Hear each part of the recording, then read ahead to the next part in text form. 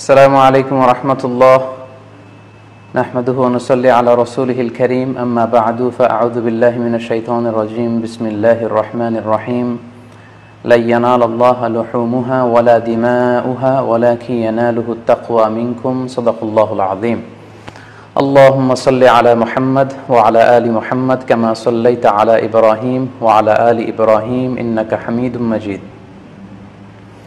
اللهم بارك على محمد وعلى آل محمد كما باركت على إبراهيم وعلى آل إبراهيم إنك حميد مجيد রব্বুল ইজ্জা ওয়াল জালালের দরবারে অসংখ্য শুকরিয়া জানাচ্ছি এজন্য যে আল্লাহ তাআলা আমাদেরকে যুল হিজ্জাহ জিলহজ মাসে উপনীত হওয়ার তৌফিক এনায়েত করেছেন। আমরা জানি যে এই জিলহজের প্রথম দশক মানে প্রথম 10টি দিন খুবই গুরুত্বপূর্ণ 10টি দিন, আল্লাহ তাআলার কাছে খুবই পছন্দনীয় এই 10 দিনের আমলগুলো, এমনকি জেহাদের চাইতেও বেশি হাদিসে এসেছে।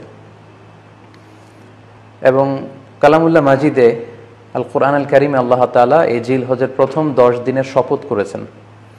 এই 10 দিনের ইবাদত আল্লাহ তাআলার কাছে এত বেশি পছন্দনীয় হওয়ার কারণ হচ্ছে এই 10 দিনে আল্লাহ তাআলা উম্মাহাতুল ইবাদাত অর্থাৎ যত মৌলিক ইবাদত আছে সবগুলো মৌলিক ইবাদতের একটা সমন্বয় করেছেন জিলহজ মাসের এই প্রথম 10 দিনে, যেটা বছরের অন্য কোনো সময় কিন্তু পাওয়া যায় না। কারণ এই 10 দিনের ভেতরে সালাত আছে, নফল সিয়াম আছে, সাদাকা আছে, কুরবানি আছে, হজের প্রসঙ্গটা আছে, যেটা বছরের অন্য কখনো এরকম উম্মাহাতুল ইবাদত অর্থাৎ যত মৌলিক ইবাদত আছে সব মৌলিক ইবাদতের কম্বিনেশন সমন্বয় বছরের কোনো সময় কিন্তু আসলে হয় না, যেটা হয়ে থাকে জিলহজ মাসের প্রথম এই 10 দিনের ভেতর। এজন্য এই 10 দিনের ইবাদত আল্লাহ তাআলার কাছে অত্যন্ত বেশি প্রিয়। এজন্য আল্লাহ রাসূল সাল্লাল্লাহু আলাইহি ওয়াসাল্লাম এই 10 দিনে যাতে আমরা বেশি বেশি নফল ইবাদত করি আমাদেরকে উৎসাহিত করেছেন। পাশাপাশি আমরা যেন বেশি বেশি তাহমিদ, তাহলিল, তাকবীর দিয়ে এই 10টি দিনকে মুখরিত করে রাখি, এজন্য তিনি আমাদেরকে আদেশ করেছেন। এজন্য এই 10টি দিনে আমরা যেন বেশি বেশি সুবহানাল্লাহ ওয়ালহামদুলিল্লাহ লা ইলাহা ইল্লাল্লাহু আল্লাহু আকবার এই আজকারগুলো যেন আমরা বেশি বেশি পড়ি।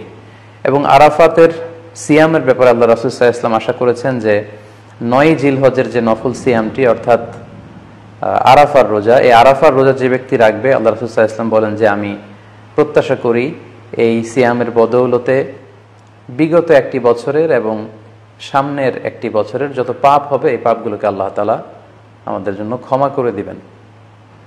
এবং জিলহজের 9 তারিখ ফজর থেকে কিন্তু আমাদেরকে ওয়াজিব তাকবীর পাঠ করতে হয়। আমরা জানি সেটা শুরু হয় আরাফার দিন ফজর থেকে, 9 তারিখ ফজর থেকে শুরু করে 13 তারিখ আসর পর্যন্ত এই তাকবীরগুলো প্রত্যেক সালাতের পরে পড়া আমাদের জন্য আবশ্যক। আমরা যেন এই নফল আজকারগুলো, এই নফল তাকবীরগুলো যাতে আমরা বেশি বেশি করে দেই। এবং যারা কুরবানি করার জন্য ইচ্ছা পোষণ করেছেন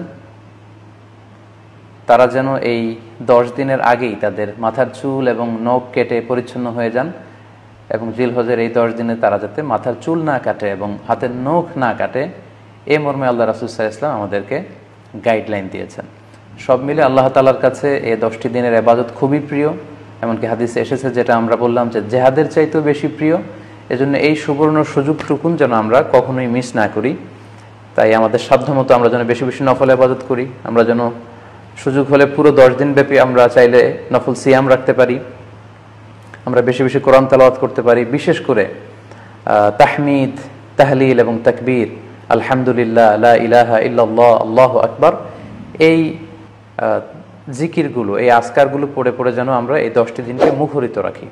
আল্লাহ তাআলা জিলহজ মাসের যে মাহাত্ম্য এবং বারাকা তিনি আমাদের জন্য দিয়েছেন, এগুলো যেন আমরা বেশি বেশি হাসিল করতে পারি। আমিন ইয়া রাব্বাল আলামিন।